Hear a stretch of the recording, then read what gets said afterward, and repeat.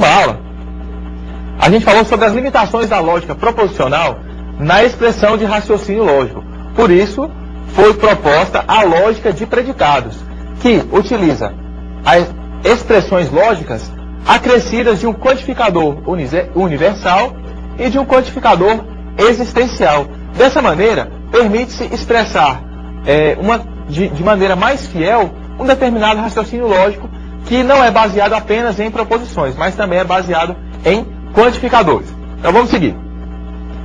Dessa maneira, foi definido um quantificador universal, que a gente pode ler para todo, que ele é parecido com esse V cortado ou um A de cabeça para baixo.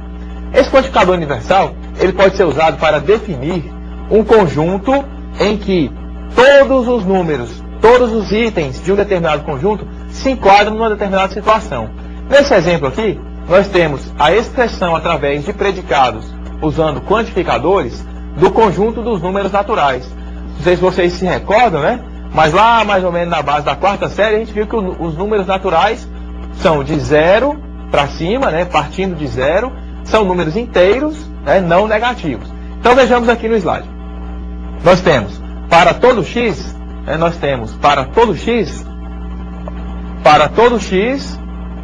x é maior ou igual a 0, certo? Para todo x, x é maior ou igual a 0.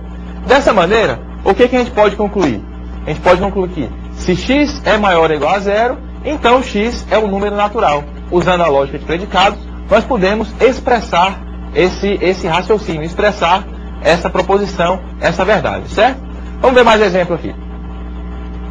Vamos usar o exemplo dos múltiplos de 5. Então nós vamos usar a função lógica m de x, certo? A função lógica m de x indica que x é múltiplo de 5, certo? Então vejamos, R nós vamos usar para expressar a proposição de que o resto da divisão de x por 5 é 0, certo? Então, R de x é o resto da divisão de x por 5. Então eu posso dizer, sem medo de ser feliz, que para todo valor x, para qualquer valor x, x vai ser múltiplo de 5 se e somente se o resto da divisão de x por 5 for igual a 0. Então vejamos, se um determinado número dividido por 5 o resto dá 0, significa que aquele número é um múltiplo de x. Por isso que a gente pode escrever aqui, para todo x, se x é múltiplo de 5, se e somente se o resto da divisão de x por 5 for igual a 0, certo? Nós podemos ainda ter mais exemplos. Vamos acompanhar aqui.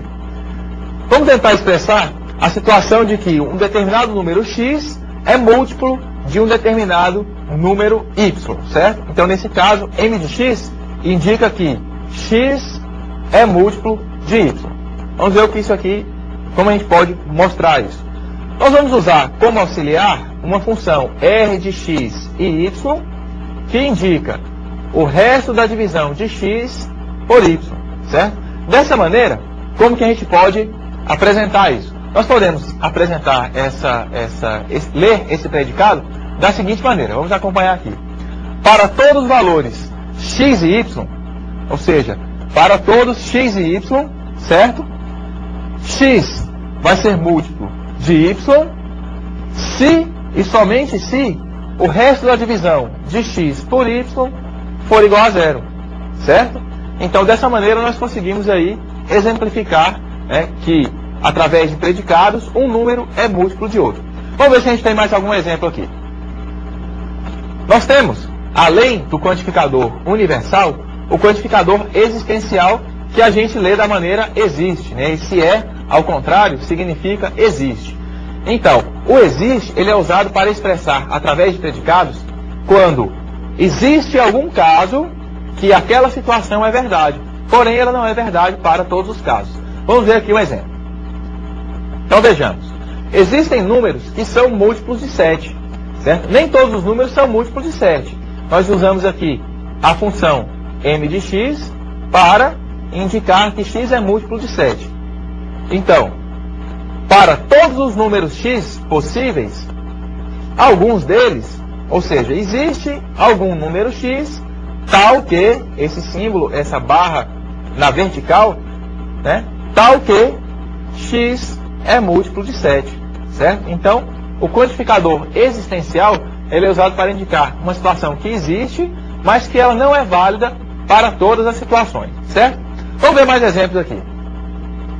Nós podemos dizer que existem números que são múltiplos de 7 e não são múltiplos de 2, certo? Existem números que são múltiplos de 7 e não são múltiplos de 2. Então vejamos, nós temos aqui, para todo x, certo? Para todo valor x, existe um determinado valor x, tal que x é múltiplo de 7 e x é múltiplo de 2, certo? Nesse exemplo aqui, nós encontramos uma particularidade, certo? Vamos acompanhar aqui no slide. Que nós temos um valor x que representa uma variável, certo? Ou seja, x pode ser, nesse exemplo aqui, qualquer valor numérico.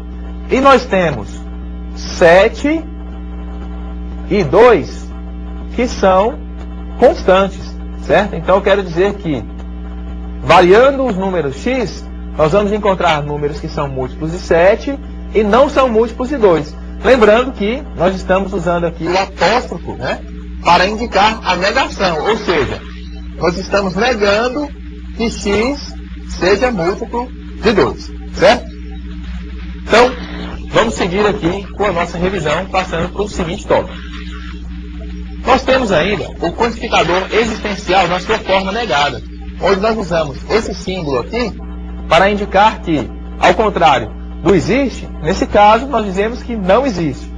Esse símbolo também pode ser utilizado como o til, né? O til também indica que não existe. Nós podemos ter como exemplo aqui, dizendo que não existem números ímpares que sejam múltiplos de 2, certo?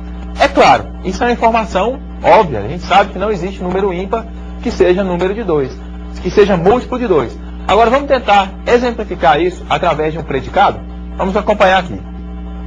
Então, para todos os valores possíveis de x, não existe x tal que o resto da divisão de x por 2 seja diferente de 0 e esse número seja múltiplo de 2, certo? Então vejamos, não existe nenhum valor que dividido por 2 o resto seja diferente de 0 e ele seja múltiplo de 2.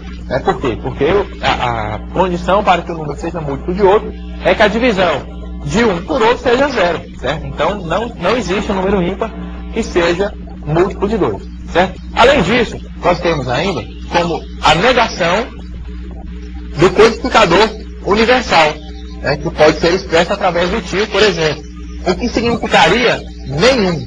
Então, nesse caso, nós podemos citar aqui como exemplo que nenhum número ímpar é múltiplo de 2. Ou seja, nós podemos dizer que para todo x, certo? Para todo x, ou melhor, nenhum x tem o resto da divisão por 2 diferente de 0 e é múltiplo de 2 ao mesmo tempo, certo? Nós conseguimos expressar isso através de predicados. Na aula passada, nós vimos ainda um outro assunto que é de extrema importância para a nossa disciplina, que foi sobre a álgebra de Boole. Vamos acompanhar aqui. Então, a álgebra de Boole, ela se aplica a sistemas matemáticos. Quais são as principais características da álgebra de Boole? Elas consideram apenas sistemas matemáticos que suportam dois valores, que são o valor 0 e o valor 1. Como que funciona isso? Vamos ver aqui. Sempre nesses sistemas algébricos, considerando a álgebra de Boole, ele sempre vai reconhecer 0 ou 1 como entrada e sempre terão 0 e 1 como saída. Ou seja, qualquer sistema, qualquer álgebra, qualquer conta feita no modelo algébrico de Boole vai entrar 0 e 1 e vai sair 0 e 1 como resultado, certo? Na aula passada, a gente mostrou um exemplo, né, indicando que na álgebra de Boole são considerados 3 operações, que são a operação de conjunção, a disjunção e a negação, certo? Esses valores podem ser associados, né? O valor E pode ser associado com o símbolo mais, o OU, aliás, nós temos valores para E, OU e negação, certo? Vamos mostrar um exemplo aqui do alarme doméstico. Então vejamos, vamos supor que numa casa tem um sensor na cozinha, um sensor na sala, e esses 2 sensores estão ligados em uma central de processamento. Essa central de processamento está ligada no alto-falante. Então, a gente pode descrever esse circuito, essa situação, usando a álgebra de Boole da seguinte maneira. A função, o resultado dessa função vai ser a aplicação de S ou C, onde S significa o sensor da sala detectou movimento, ou o sensor da cozinha detectou movimento. A gente pode resolver isso, a gente pode verificar as possibilidades disso, usando a tabela verdade. Nesse caso, se o sensor da cozinha e o sensor da sala identificaram alguma coisa, então tem que soar o alarme. Se por um acaso o sensor da sala acusou movimento e o sensor da cozinha não, mesmo que o meliante não esteja na cozinha, é possível que tenha um ladrão dentro de casa. Então, tem que soar o alarme de novo. Se por um acaso não tem ninguém na sala, mas tem alguém na cozinha, toca o alarme de novo. Por quê? Porque se tem alguém na cozinha, que não deveria estar naquele momento, porque o alarme já está ligado, né? Possivelmente você está dormindo e tem alguém lá na cozinha fazendo o quê? Não sei. Então, toca o alarme para você ir lá verificar o que está acontecendo ou então chamar a polícia. Agora, se por um acaso não tem ninguém na sala e também não tem ninguém na cozinha, então não toca nenhum alarme e deixa você dormir sossegado, certo? Então vamos fazer aqui algumas últimas considerações. Vejamos. Vejamos que a álgebra de Boole ela pode ser usada para representar circuitos lógicos, certo? Circuitos digitais, como é o exemplo desse alarme doméstico aqui, que é um circuito extremamente simples, mas que a gente pode usar aí para representar algumas situações. Agora vamos partir efetivamente para a aula de hoje, que fala sobre as funções booleanas um pouco mais detalhadamente. Vamos ver quais são os objetivos da aula de hoje. Então, determinar a expressão de uma função booleana e escrever a forma canônica de uma função booleana. Vamos partir para o nosso conteúdo então. Nós vamos exemplificar um pouquinho, nós vamos recordar um pouco das funções, aquelas que a gente aprendeu lá na 6ª série, 7ª série, da matemática mesmo, certo? Então vamos acompanhar aqui. Nós temos uma função chamada f de x, certo? Uma função aplicada sobre a variável x, e o valor dessa função vai ser obtido através de 2x mais 1, certo? Significa que para cada valor de x, ele vai ser multiplicado por 2 e somado com 1, certo?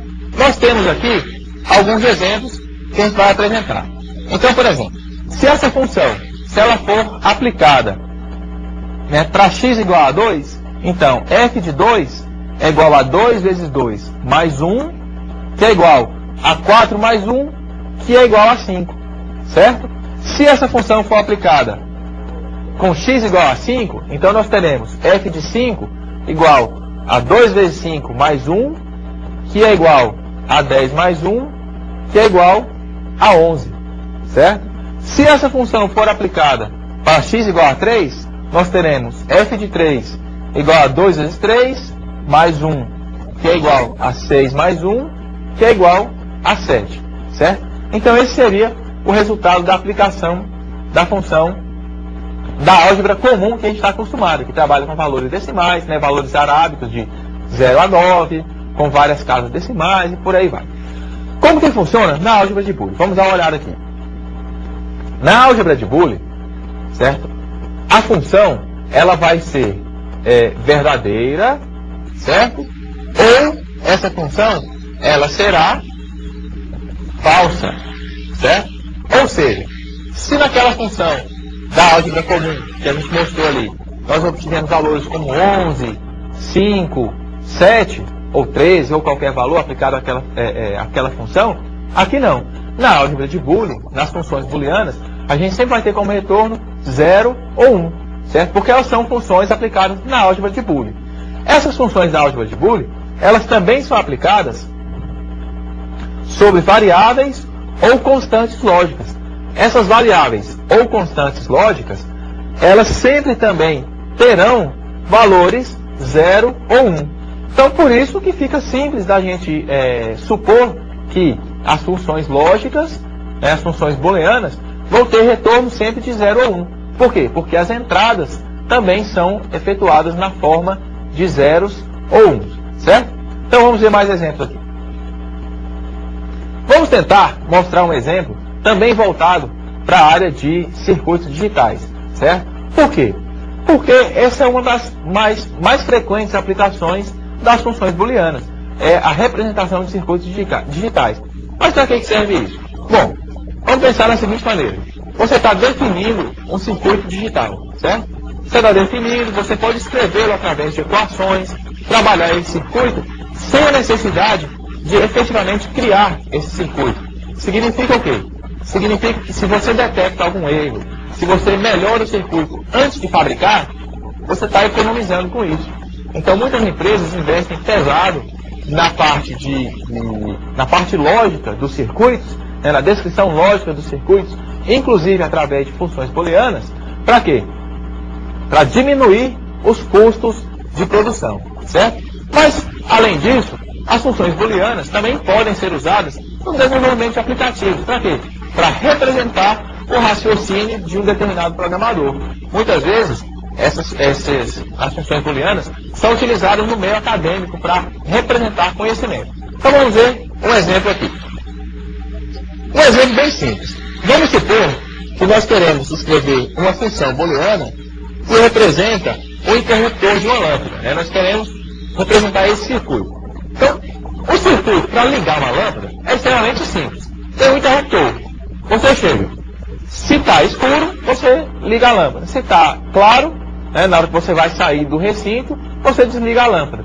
Agora, como que funciona esse interruptor? Vamos dar uma olhada. Apesar de ser óbvio, nós vamos usar isso como exemplo aqui. Vamos lá.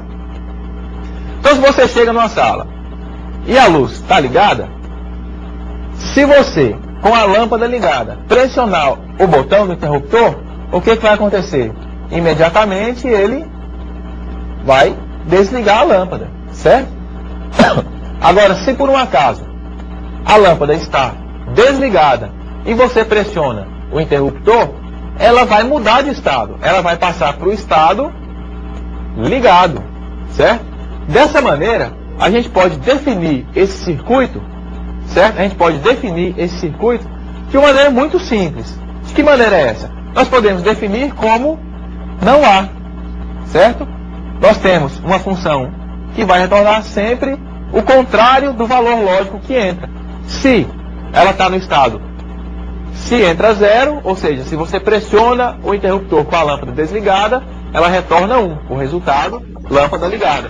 Se você pressiona o botão do interruptor com a lâmpada desligada, ela retorna o contrário, ela vai ligar a lâmpada, certo? Então, vamos ver se a gente tem mais algum exemplo aqui para mostrar para você. Vejamos só. Vamos supor que você é um programador e vai trabalhar no desenvolvimento de um sistema para alguma imobiliária, certo? A gente sabe que o mercado imobiliário tem algumas particularidades que devem ser representadas. Então vamos ver aqui no slide. O sistema imobiliário, ele vai liberar a locação do imóvel, certo? Ele vai liberar a locação do imóvel ou não, certo? Ele pode liberar ou não. Qual seria a razão para a imobiliária não liberar a locação de imóvel para uma pessoa? Por exemplo, se essa pessoa tiver um nome sujo na praça. Ninguém vai querer alugar, ninguém vai alugar alguma coisa para uma pessoa que tem um nome sujo. Por quê? Possivelmente ela não vai pagar, certo? A não ser que ela pague adiantado, certo? Se por um acaso ela não pagar adiantado e quiser ainda assim alugar um determinado imóvel, o que ela tem que fazer? Geralmente, as pessoas exigem o quê? Um fiador. Uma pessoa que vai se responsabilizar caso aquele cidadão não pague o aluguel, certo? E é isso que a gente está representando aqui. Nós temos aqui uma função booleana, certo? Representada por T ou R, certo? Onde T significa pagamento adiantado e R significa a existência de um responsável fiador, certo? Essa função, ela vai retornar 0 caso a alocação não seja liberada e ela vai retornar 1 caso a alocação seja liberada, certo? Então vamos acompanhar aqui. Nós vamos usar, nesse exemplo, um esquema de representação gráfica baseado no conceito de portas lógicas, certo? Nós não vamos aprofundar muito nesse assunto, mas nós vamos fazer aqui uma representação esquemática, nós vamos diagramar isso, mostrar de forma gráfica esse nosso raciocínio, usando uma porta lógica. A gente sabe que ou ele paga adiantado, ou ele apresenta um fiador, certo? Então a função, nesse caso, a função booleana vai ser definida em termos de T ou R, certo? Dessa maneira, a gente vai apresentar aqui uma porta lógica chamada OU. Essa porta lógica, ela vai receber valores de entrada e valores de entrada e vai gerar um valor de saída. Então vamos dar prosseguimento ao nosso raciocínio. Se por um acaso não paga adiantado e não tem fiador, então 0, ou seja, não vai liberar a alocação do imóvel para aquela pessoa. Se por um acaso a pessoa não tem fiador, ou seja, R igual a 0, mas a pessoa pagar adiantado, então a alocação vai ser liberada para essa pessoa.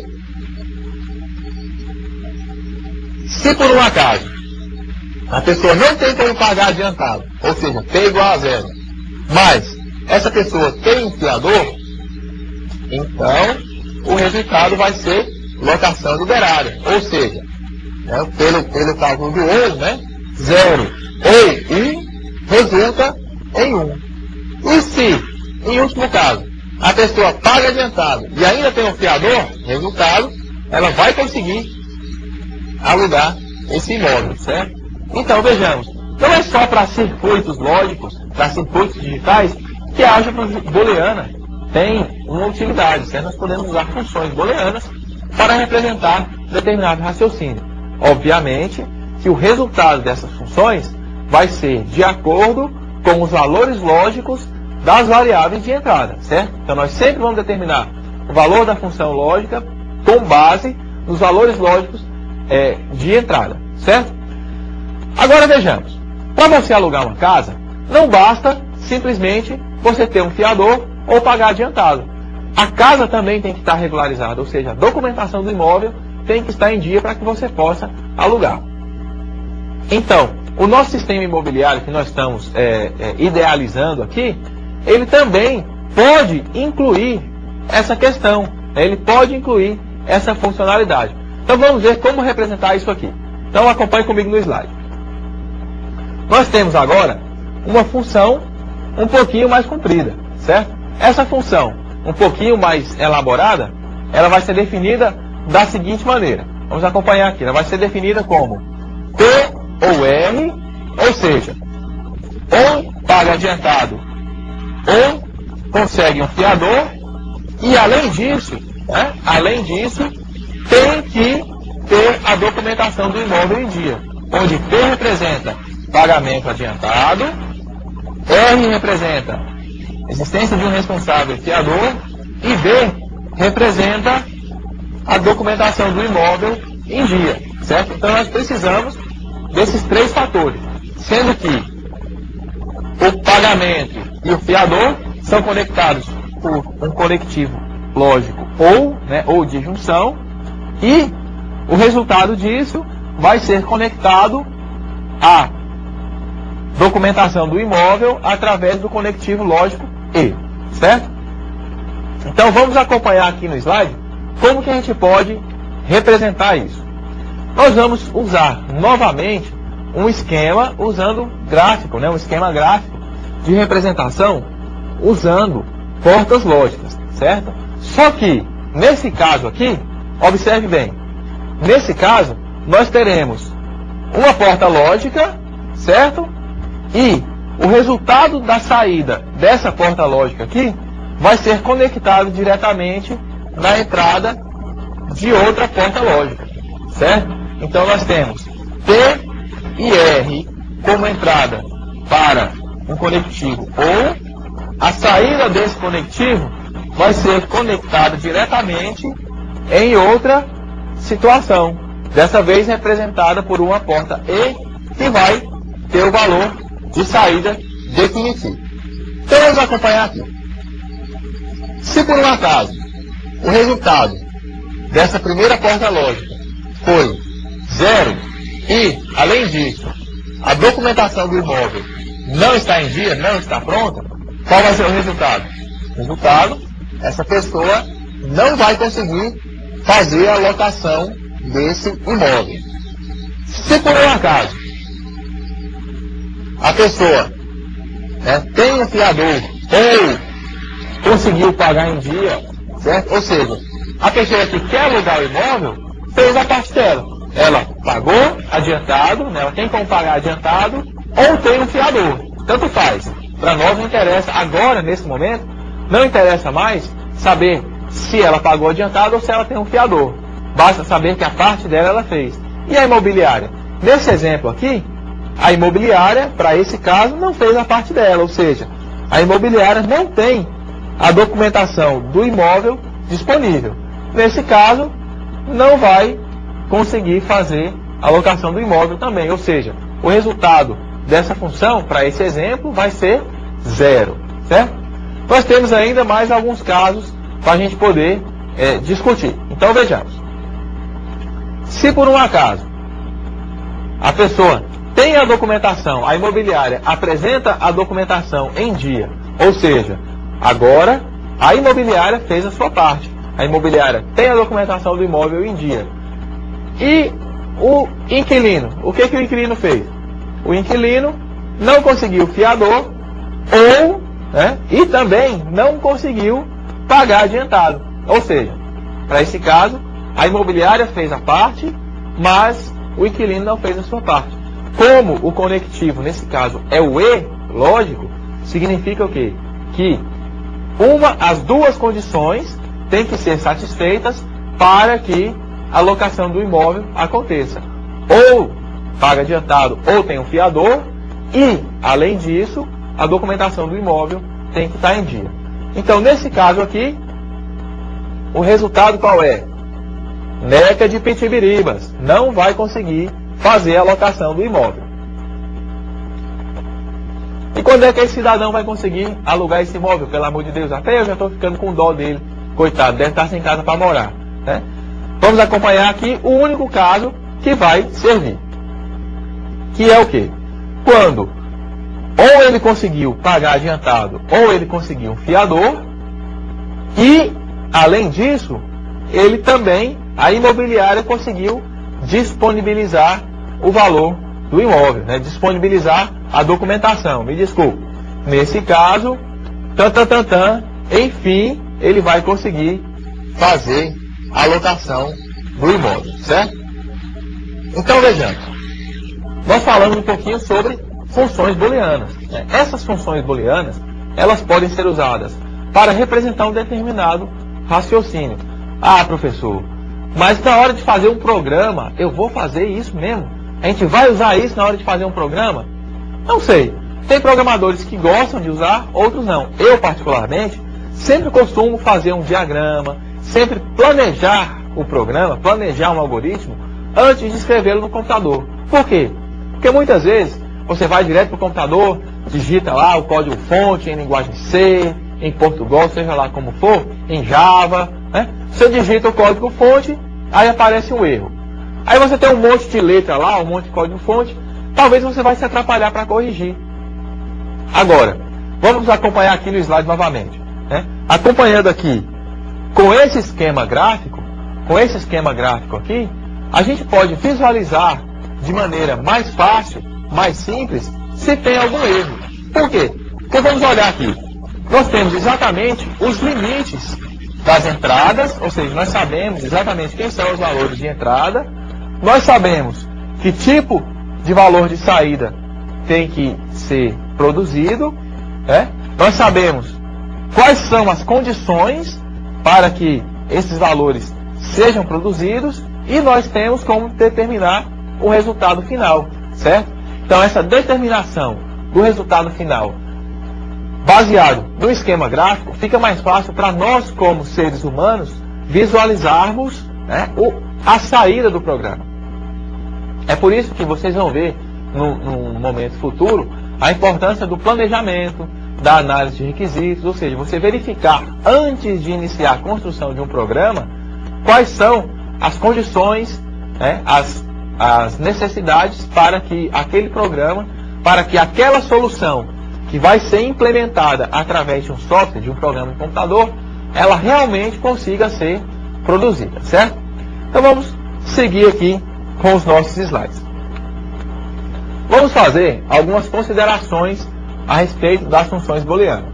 Nós temos aqui que, se para qualquer valor de x, a função de x é igual a um determinado valor a constante, a gente diz que f é uma função constante. Então vamos observar bem aqui esse termo, uma função constante, certo? O que seria uma função constante? Uma função constante é uma função que, para qualquer valor de entrada, ela sempre dá o mesmo resultado, certo? Isso seria uma função constante. Mas existe isso na matemática? Existe função constante?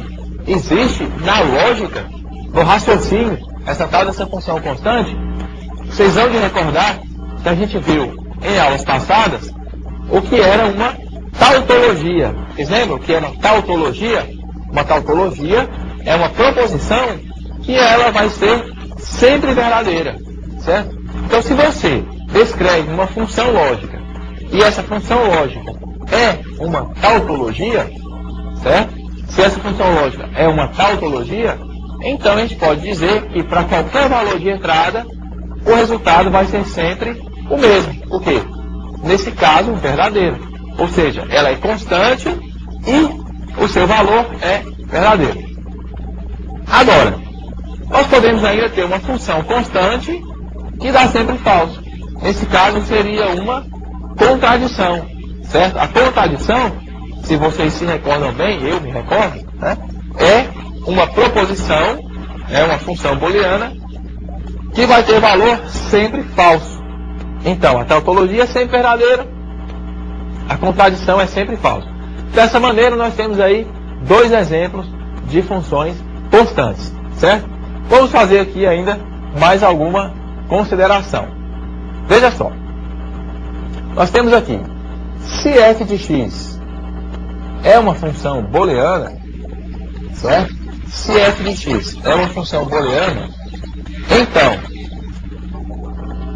f de x negado, certo? F de x negado também pode ser considerada uma função booleana, certo? Ou seja, a negação de uma função booleana pode ser considerada também uma função booleana. Agora, o que significa isso? Significa o quê? Que se por um acaso você tem o inverso, você quer fazer o inverso daquilo que você desejava anteriormente, por exemplo, vamos supor que você está implementando um interruptor, certo? O interruptor ele vai ter dois estados, o ligado e o desligado. Você pode representar isso através de uma função booleana. Agora, você pode querer inverter esses valores. Por que, por exemplo, você gostaria de querer inverter esses valores? Vamos supor numa determinada situação em que uma fábrica tem dois vigias, certo? Dois vigias. Um trabalha num turno e o outro trabalha em outro turno. Então vejamos, vamos supor que o vigia que trabalha no turno de dia, certo? Quem trabalha no turno de dia, é o vigia mais alto, ele tem 2 metros de altura. Então ele consegue ligar o interruptor, uma determinada chave, de baixo para cima, certo? De baixo para cima, ele consegue ligar a chave de iluminação quando ele está saindo do turno dele. Agora, vamos supor que o vigia que trabalha da noite para o dia é um baixinho de 1,20 m. Resultado, quando ele vai sair do turno dele, ele não consegue alcançar o interruptor para desligar. Por quê? Porque o cara que ligou era o grandão. Ele não consegue alcançar. Aí você quer fazer o quê? Você quer fazer a inversão desse circuito. Como assim a inversão desse circuito? Você vai passar a ligação da chave para baixo e o desligamento para cima. Por quê? Porque dessa maneira o grandão vai conseguir ligar a chave tranquilamente e o baixinho, quando estiver saindo, ele vai conseguir empurrar a chave de baixo para cima, certo? Então dessa maneira a gente consegue ilustrar a necessidade de, em alguns casos, inverter o valor de uma função booleana, certo? Essas considerações, elas são importantes para quê? Para que a gente possa, enquanto futuramente, se for o caso, estivermos trabalhando com isso, essas propriedades das funções lógicas, das funções booleanas, elas são importantes para a gente trabalhar um determinado raciocínio com certa propriedade. Ou seja, em alguns casos a gente consegue simplificar essas situações, consegue simplificar as proposições, simplificar as funções booleanas, certo? Nós temos mais exemplos desse tipo de raciocínio na nossa apostila, que é o nosso material de apoio às aulas, certo? Nós temos ainda, na sequência, uma forma canônica de representação das funções booleanas. Essa forma canônica, ela é uma maneira de expressar as funções booleanas, certo? Como assim uma maneira de expressar as funções booleanas? A gente sabe que na matemática nós temos várias maneiras de expressar o mesmo raciocínio. Algumas são mais completas, outras são menos completas, umas são mais simples, outras são menos simples, certo? Então nós temos para representar as funções booleanas a forma canônica, certo? Como que funciona essa forma canônica? Vamos ver aqui. Elas representam todas aquelas possibilidades de valores lógicos, de entrada e de saída, né? Nós representamos tudo isso através de funções. Ou seja, é como se a gente pegasse uma tabela verdade, certo? Como se a gente pegasse uma tabela verdade ao contrário. Ou seja, nós temos o valor que a gente quer para a função e nós vamos definir qual deve ser a entrada para a gente adquirir aquele valor, certo? Então seria a forma canônica. Na nossa apostila tem um trechinho falando sobre isso, certo? Então, pessoal, esse foi o recado para a nossa aula de número 6, né? Infelizmente ela foi um pouquinho corrida, mas espero que vocês tenham aproveitado bastante. E vamos fazer aqui uma pequena síntese do que a gente viu nessa aula. Hoje nós falamos sobre as funções booleanas, né? Que são funções aplicadas sobre variáveis booleanas, né? Variáveis e constantes booleanas. Vale lembrar, certo? Quando a gente fala em funções booleanas, né, e álgebra de Boole, nós estamos falando de um famoso estudioso aí, de um cara que foi extremamente importante para a computação, para a matemática, que foi o George Boole, né? Nós não estamos falando daquele equipamentozinho de fazer chá e café, de servir chá.